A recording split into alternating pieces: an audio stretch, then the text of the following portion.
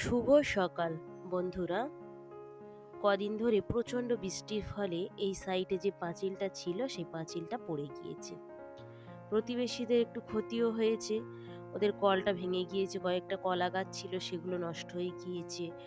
আর একটা পেয়ারা গাছ ছিল, সেই পেয়ারা গাছটাও নষ্ট হয়ে গিয়েছে। এই যে সবকিছু ওদের মেরামতও করে দেয়া হবে। কলটা ইতিমধ্যে সঙ্গে সঙ্গে মেরামত করে দেয়া হয়েছিল। হঠাৎ করে আব্বা এসেছে, তাই গাছে যে কটা পেয়ারা বড় বড় হয়েছিল মা সেই পেয়ারাগুলো দিয়েছে। আর এই কোটোতে একটা জিনিস আছে, সবার শেষে আমি বের করছি চলুন। আর এখানে টিফিন কোটোতে বোন খানিকটা পিঠে তৈরি করে পাঠিয়েছে। আমার ছেলেটা তো পিঠে খেতে বেশি ভালোবাসে, তাই যখনই আমার আব্বা আসে তখন বোন চেষ্টা করে কিছু না কিছু পিঠে অল্প করে হলেও ওর জন্য তৈরি করে পাঠাতে। আমার বাপের বাড়িতে যে পিয়ারার গাছগুলো আছে, এর আগে আমি আপনাদেরকে অনেকবার ভিডিওতে দেখিয়েছিলাম, প্রচুর পরিমাণে পেয়ারা হয়। কিন্তু হঠাৎ করে আসার কারণে বেশি পেয়ারা নিয়ে আসতে পারেনি, বড় বড় ছিল না, যে কটা একটু বড় হয়েছিল সেগুলোই নিয়ে এসেছি। চলুন পিঠেটা ঢালি। বেশ অনেকটাই দিয়েছে। এই যে একটা কাগজ ছিল, সে কাগজের গায়ে লাল কালিতে লেখা ছিল বলে এই পিঠেটার গায়েও দেখছি লাল রং উঠে গিয়েছে।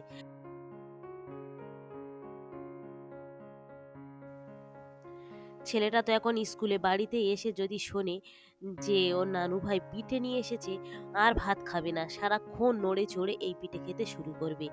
আর মেয়েদের জন্য তো মিশনে একটু পাঠাবো। আমার মেয়ে এবং বোনের মেয়ে দুজনই আছে। সবগুলো সাইড করি, তারপরে দেখাই এই কোটোতে কি আছে। অনেক দিন ধরে খাওয়ার খুব ইচ্ছা হচ্ছিল, তাই মাকে বলেছিলাম যে কিনে রেখে দিতে, যখন আবার আব্বা আসবে সেই সময় পাঠাতে।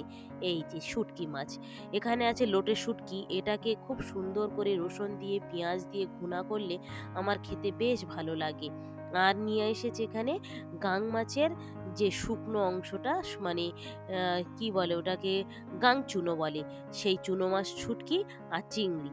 এই চিংড়িটা আমি ভর্তা করব একদিন, তবে যেই দিন খিচুড়ি রান্না করব সেই দিন। বিশেষ করে খিচুড়ির সঙ্গে কিন্তু এই চিংড়ি ভর্তাটা খেতে খুব ভালো লাগে, একদম ঝাল ঝাল করে ভর্তাটা তৈরি করলে বেশ মজা লাগে। তার আগে আমি একদিন এই পুরো সমস্ত শুটকি মাছগুলো ভালো করে পরিষ্কার করে ধুইব, ধুয়ে তারপরে রোদে দিয়ে ভালো করে শুকিয়ে রেখে দেব। তা নাহলে বাজারে কেমনভাবে শুকিয়ে রেখে দেয়, কত নোংরা থাকে, ওইভাবে খাওয়া যাবে না। আর যেহেতু এখন কদিন ধরে প্রচণ্ড বৃষ্টি হচ্ছে, এখন আর এগুলোকে ধুইব না। একটু ভালো করে ২-৪ দিন রোদ যখন হবে সেই ফাঁক বুঝে আমি এগুলোকে ভালো করে পরিষ্কার করে ধুয়ে তারপরে রোদে নেড়ে দেব। চলুন রেখে দিই, দিয়ে এবার একটু পিঠেটা খাই, মনটা তো পড়ে আছে একটু পিঠে খাওয়ার জন্যে।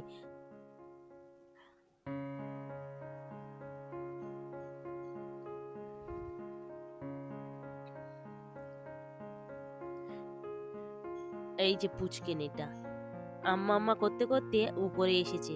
চলুন ওকে আগে একটা পিঠে দিই, ও জানে না।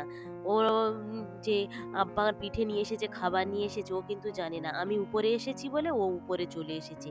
ওকে আগে একটা খেতে দিই, তারপরে আমি একটা নিয়ে খাবো। মজা লেগেছে। আমি জিজ্ঞাসা করছি মজা লেগেছে কিনা, তাই মাথা নাড়া দিচ্ছে মজা লেগেছে।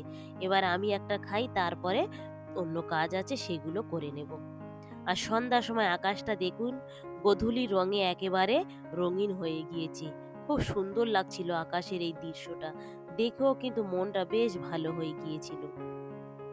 কদিন ধরে প্রচন্ড বৃষ্টি হচ্ছে, আর সন্ধ্যার সময় আকাশটা দেখুন কি অসাধারণ লাগছে।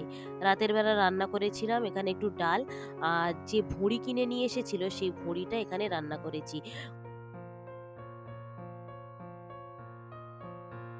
কয়েকটা সিটি মেরে নিয়েছি প্রথমে ভুঁড়িটাতে, নিয়ে আমি ছোট ছোট করে খানিকটা আলু কুচে এতে দিয়ে দিচ্ছি। এবার খুব সুন্দরভাবে কষাতে কষাতে পুরো একেবারে তেল তুলে নেব, আর এর ঢাকাটা আমি বন্ধ করব না।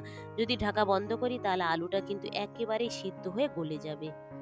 ভিডিওটা তাহলে এখানেই শেষ করছি। ভালো থাকবেন, সুস্থ থাকবেন, আর ব্লগটি কেমন লাগলো অবশ্যই জানাবেন। ভালো লাগলে একটা সাবস্ক্রাইব করে দেবেন। দেখা হবে পরবর্তী ব্লগে।